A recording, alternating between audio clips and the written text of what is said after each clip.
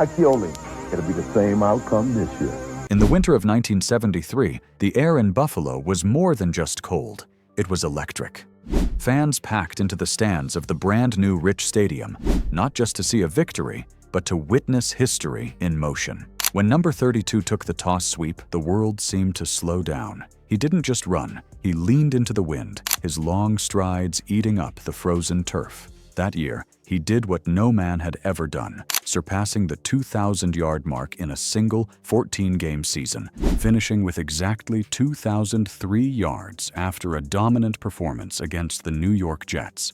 For a decade, O.J. Simpson wasn't just a football player, he was the Juice, a cultural phenomenon who turned the Buffalo Bills from a struggling AFL-era relic into a must-watch spectacle. But behind the record-breaking yards and the charismatic Hertz commercials lay a different reality. The 1970s NFL was a gladiator pit. There were no defenseless receiver rules, no protections for the stars, and the turf at places like Three Rivers Stadium or the Orange Bowl felt like falling on sun-baked concrete. To gain those 2,000 yards, O.J. had to run through fire. He had to face men who didn't just want to tackle him, they wanted to erase him from the game. Legends like Simpson aren't just built on touchdowns. They are forged by the friction of rivalries. Throughout his career with the Bills and his final years with the San Francisco 49ers, O.J. encountered defenders who became his personal nightmares and rivals who sparked a bitterness that lasted a lifetime. In his final years, looking back from the perspective of a man who had seen the highest peaks and the lowest valleys of American life, O.J. was never shy about pointing out the men who rubbed him the wrong way.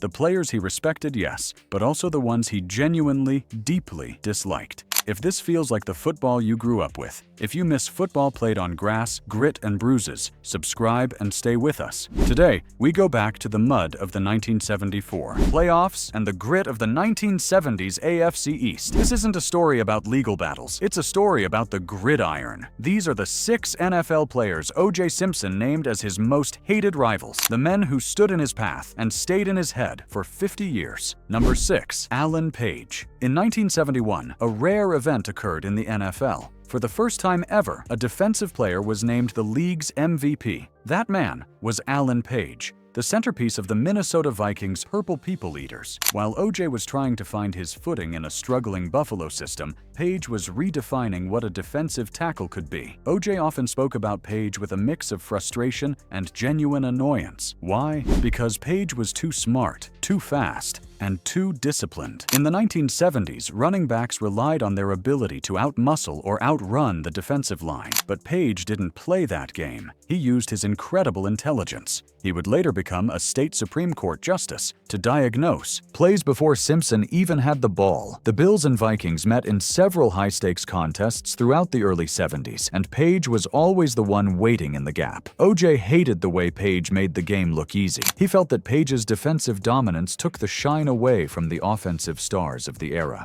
More importantly, many believed Simpson resented the 1971 MVP vote. In O.J.'s mind, the game was about the juice, and having a defensive lineman take the crown felt like a personal slight to the fraternity of running backs. The salt in the wound came during the 1973 season. While O.J. was on his way to 2,000 yards, the Vikings were on their way to Super Bowl VIII. O.J. felt that the media's obsession with the Vikings' defense overshadowed the greatest individual rushing season in history. To Simpson, Page wasn't just a defender. He was the man who broke the natural order of football, proving that a defensive lineman could be more valuable than the starback. Coming up, we'll talk about the one linebacker who O.J. claimed tried to intentionally end his career during a 1974 playoff clash. You won't believe the nickname this man earned on the field. Number 5, Jack Ham. When you think of the 1970s Pittsburgh Steelers, you think of Mean Joe Green or Jack Lambert. But for O.J. Simpson, the most aggravating member of the Steel Curtain, he watched from the sidelines in December 1975, while Lambert was launched that violent 50-yard pass to Drew Pearson was to beat the Minnesota Vikings in the playoffs. O.J. hated playing against Ham because you could never trick him.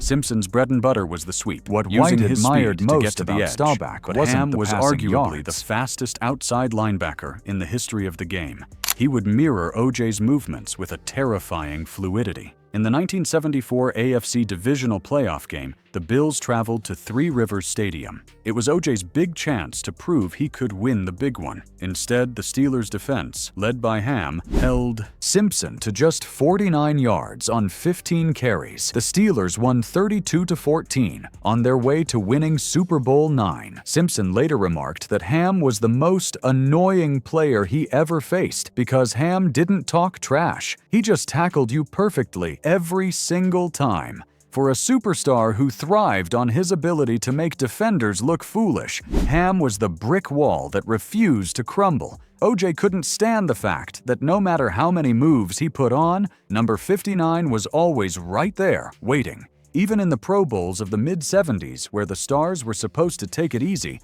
Ham would shadow OJ like a ghost. Simpson felt that Ham's lack of personality was a facade, a way to lure you into a sense of security before delivering a bone-jarring tackle. Number 4. Jack Tatum. If there was one man in the NFL who struck fear into the hearts of every player, it was the assassin, Jack Tatum of the Oakland Raiders. O.J. Simpson was no different. The rivalry between the Bills and the Raiders in the mid-70s was brutal. Tatum's philosophy was simple. He didn't want to tackle you. He wanted to punish you for being on his field. OJ was a finesse runner in many ways. He relied on vision and speed. Tatum was the antithesis of that. Simpson once recounted a story about a matchup in 1976 where Tatum leveled him so hard that OJ saw stars for 2 quarters. He hated Tatum because he felt Tatum played outside the spirit of the game. For Simpson, football was a stage for his athleticism. For Tatum, it was a war zone. OJ resented the fact that Tatum's presence on the field changed the way he had to run. He couldn't glide when Tatum was in the secondary. He had to brace for a collision that could end his season. To OJ, Tatum represented a cheap style of football that prioritized injury over skill. This came to a head in the 1974 season, when the Raiders and Bills were the elite of the AFC. According to locker room legend, Tatum reportedly told OJ before a game that he was going to put the juice on ice. Decades later, Simpson would still speak about Tatum with a scowl, remembering the hits that left his body aching long after the final whistle of the 1970s. Number 3. Lawrence Taylor.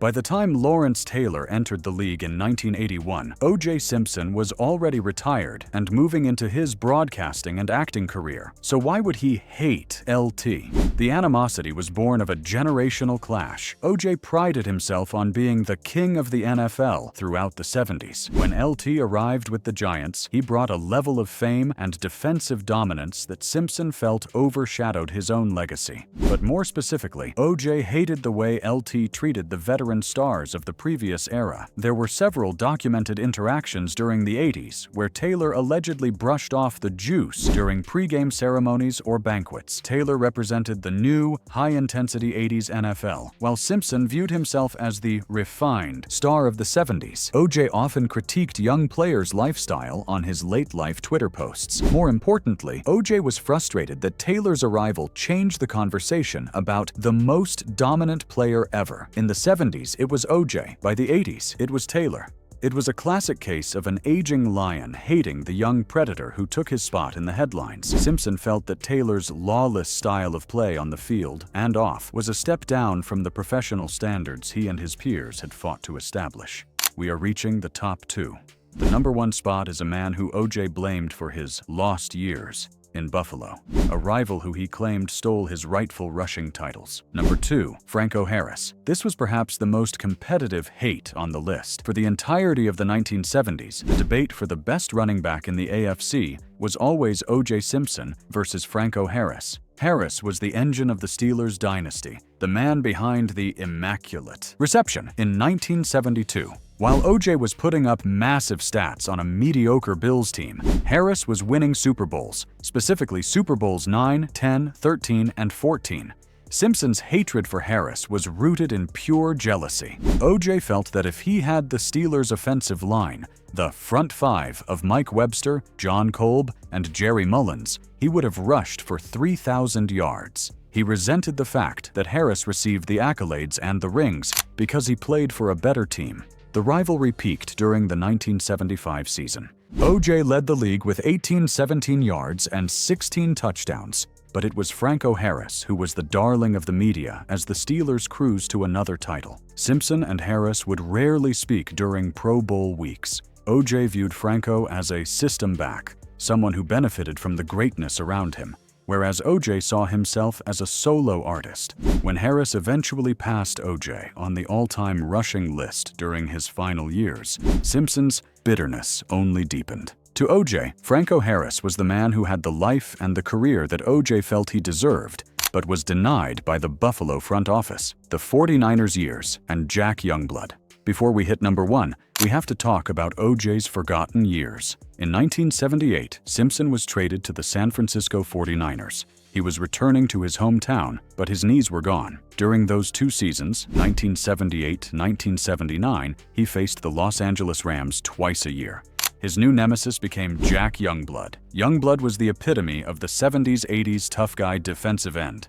In 1979, the year Youngblood famously played through the playoffs with a broken leg, he spent most of his time punishing O.J. Simpson. O.J. hated the Rams' defense because they didn't care about his legacy. They saw an old, hobbled juice, and they went for the throat.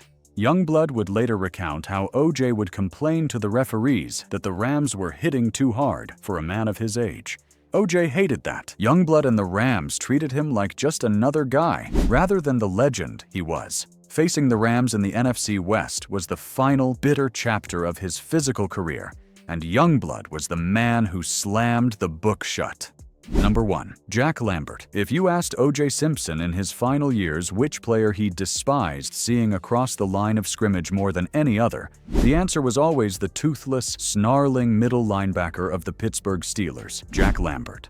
Lambert was the soul of the Steel Curtain. He was 220 pounds of pure, unadulterated venom. O.J. hated Lambert because Lambert was the only player who could get under his skin verbally. While O.J. tried to maintain a Hollywood image, cool, calm, and collected, Lambert would spend the entire game screaming insults, mocking Simpson's pretty boy status, and promising to break his ribs. In the 1974 divisional playoffs, Lambert made it his personal mission to shadow O.J. Every time O.J. went down, Lambert was there to give him an extra shove or a few choice words. Simpson later admitted that Lambert was the only player who made him lose his cool on the field. The hatred wasn't just physical, it was ideological. Lambert was a coal country kid from Kent State who lived for the dirt. O.J. was the Heisman winner from USC who lived for the spotlight. They represented 2 different versions of America. Lambert once famously said that quarterbacks should wear dresses, and he felt the same way about finesse running backs. During a 1975 regular season matchup, O.J. managed to break a long run against the Steelers, only for Lambert to track him down and suplex him into the mud. To O.J., Jack Lambert was the villain in his story, the man who took joy in trying to dismantle the juice on national television. Even at 76, the mention of Lambert's name would cause O.J.'s jaw to tighten. As we look back at these 6 names, Alan Page, Jack Ham, Jack Tatum, Lawrence Taylor, Franco, Harris, and Jack Lambert, we see more than just a list of enemies. We see the history of a league that was transitioning from a regional sport into a national obsession. O.J. Simpson's career was defined by these men. Without the Steel Curtain to chase him, would his 2,003 yards in 1973 have seemed as legendary? Without the fear of Jack Tatum, would his speed have been as celebrated? The 1970s were a golden age for the NFL. It was an era of the Electric Company in Buffalo, where Reggie McKenzie, Joe DeLamelure, and Dave Foley paved the way for O.J. to sprint into the history books. It was the era of the 1972 Dolphins' perfect season, the 1977 Orange Crush Broncos, and the Raiders' victory in Super Bowl XI. For fans who witnessed these games, the hatred between players like O.J. and Lambert was part of the draw.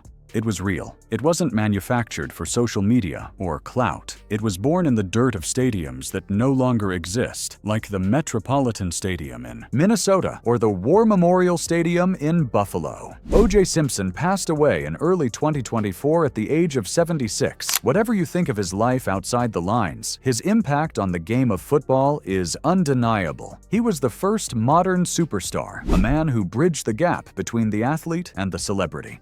But on the field, he was just another target for the toughest men to ever play the game. His list of hated players is a tribute to the intensity of that era. To be hated by the juice meant you were good enough to stop him. It meant you had earned a place in the memory of the greatest runner of his generation. As we close this chapter of NFL history, we want to hear from you. Who was the toughest defender you ever saw? Was it Lambert? Was it Mean Joe? Or maybe it was someone like Dick Butkus or Ray Nitschke from the era just before? Drop your memories in the comments below. And if you enjoyed this deep dive into the rivalries of the 70s, don't forget to like the video and check out our other stories on the legends of the gridiron. We've got plenty more coming from the vault of NFL history.